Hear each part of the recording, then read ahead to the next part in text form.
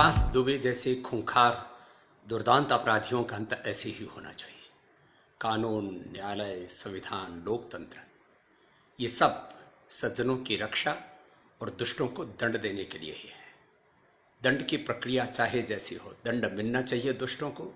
जहाँ दुष्टों को दंड नहीं मिलता और सज्जनों की रक्षा नहीं होती, फिर इस देश में अराजकता कायम हो जाती है। राजनीति और अपराध की गठजोड़ से सामाजिक, आर्थिक, राजनीतिक, धार्मिक क्षेत्र में एक बहुत बड़ा अविश्वास फैला हुआ है और इसके लिए ज़रूरी है ये गठजोड़ खत्म होना चाहिए और अपराधियों को ऐसे ही सरेआम सज़ा मिलनी चाहिए। शेष जो कानून की प्रक्रिया है उस पर आज भी देश का भरोसा है, आगे भी रहेगा, लेकिन जो सरेआम अपराध करते हैं उनको ऐसे सरेआम दंड मिलना ही चाहिए।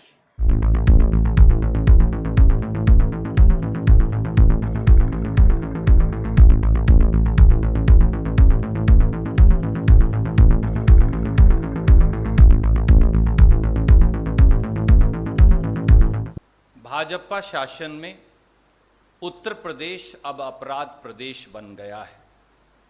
संगठित अपराध, नाजायज हथियार, हत्या, बलात्कार, डकैती, अपहरण, महिला अपराध, इनका चारों ओर बोलबाला है और ऐसा लगता है कि कानून व्यवस्था उत्तर प्रदेश में अपराधियों की दासी और अपराधों की बंधक बन गई है।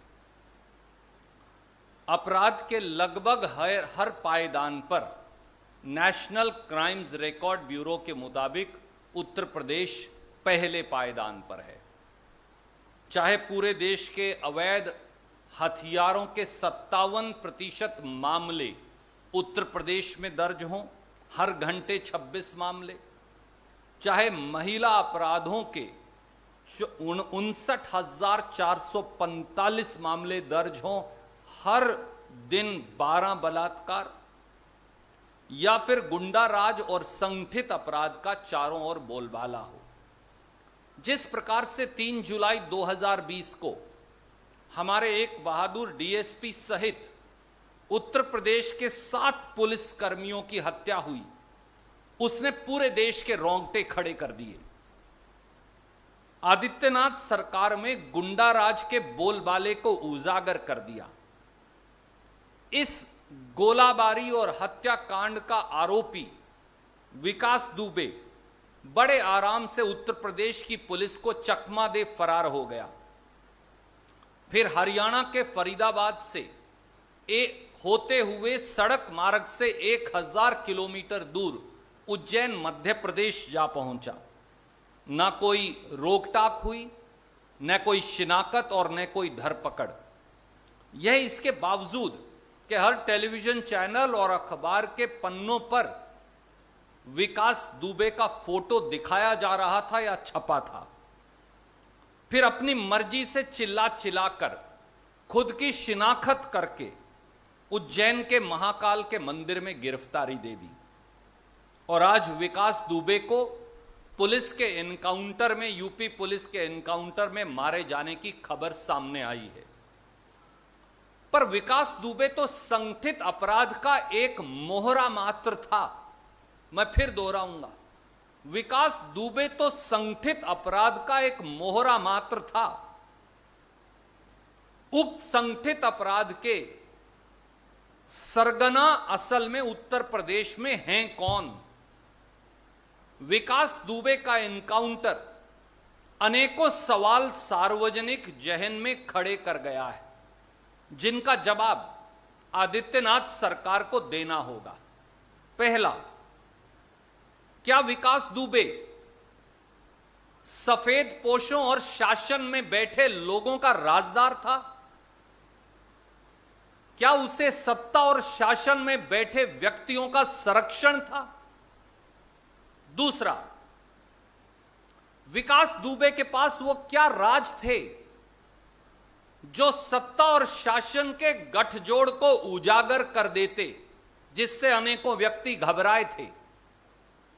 तीसरा, विकास दुबे का नाम प्रदेश के 25 मोस्ट वांटेड अपराधियों की लिस्ट में क्यों शामिल नहीं किया गया? चौथा, क्या विकास दुबे का एनकाउंटर अपने आप में अनेकों सवाल नहीं खड़े कर गया? अगर उसे भागना ही था तो फिर उज्जैन मध्य प्रदेश जाकर सरेंडर ही क्यों किया? एनकाउंटर से पहले मीडिया के वो सारे साथी जो गाड़ियों में एसटीएफ की टीम के साथ चल रहे थे, मीडिया के सारे साथियों को एनकाउंटर से एन पहले रोक क्यों दिया गया? पहले कहा गया कि अपराध की संगीनता को देखते हुए विकास दुबे को मध्य प्रदेश से उत्तर प्रदेश चार्टर प्लेन से ले जाया जाएगा। फिर क्या कारण था कि यह फैसला बदलकर सड़क मार्ग से कर दिया गया? पहले विकास दुबे को एसटीएफ की सफारी गाड़ी में देखा गया, तो फिर उसे महिंद्रा टीयूवी 300 में कब और कैसे शिफ्ट कर दिया गया? विकास दुबे की टांग में लोहे की रॉड होने के कारण वह लंगड़ा कर चलता था, तो वह यकायक भाग कैसे गया पुलिस की गिरफ्त से? अगर अपराधी विकास दुबे भाग रहा था तो फिर पुलिस की गोली पीठ में लगने की बजाय छाती में कैसे लगी? मौके पर मीडिया कर्मियों को गाड़ी के एक्सीडेंट होने के स्किड का कोई मार्क या निशान नजर क्यों नहीं आया या दिखा? क्या यह सही है कि पहले मीडिया को एक्सीडेंट बताया गया और फिर अस्पताल में जाकर क्या यह असल में विकास दुबे के एनकाउंटर की बजाय सफेद पोशों और आला अफसरों के राज दबाने के लिए सच का एनकाउंटर है? मैं फिर पूछता हूं, क्या यह एक अपराधी विकास दुबे के एनकाउंटर की बजाय सफेद पोशों और राजनीतिक व्यक्तियों और आला अफसरों से उनके राज को दबाने के लिए सच का एनकाउंटर है? तो ऐसे में विकास दुबे जो संगठित अपराध का एक मोहरा था पर सरगना कोई और हैं, उन सरगना के चेहरे उजागर हो हमारे 8 बहादुर पुलिस कर्मियों को न्याय कैसे मिलेगा?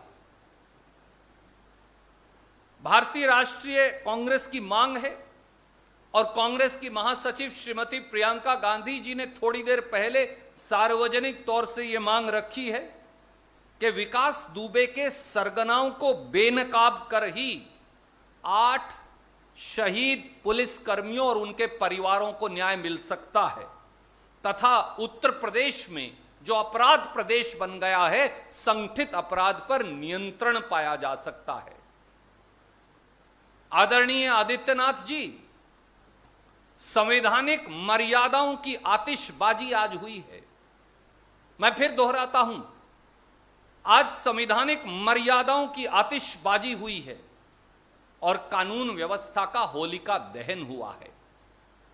आज जिम्मेवारी आप पर है, इसीलिए हमारी मांग है कि विकास दुबे एनकाउंटर के साथ साथ संगठित अपराध विकास दुबे, सफेद पोशों, राजनेताओं, चोलाधारियों, आला अफसरों और सब वो लोग जो इस संगठित अपराध के राज से जुड़े हैं, उन्हें बेनकाब करने के लिए सुप्रीम कोर्ट के एक सिटिंग जज से इस पूरे मामले की जांच हो, समेत उन सारे राजदारों के जो इस राज को दफन करने में लगे हैं।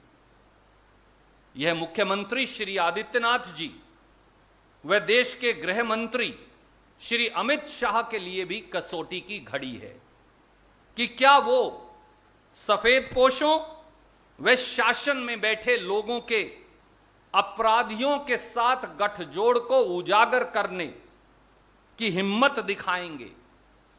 यही राजधर्म के प्रति उनकी प्रतिबद्धता का इम्तिहान भी है।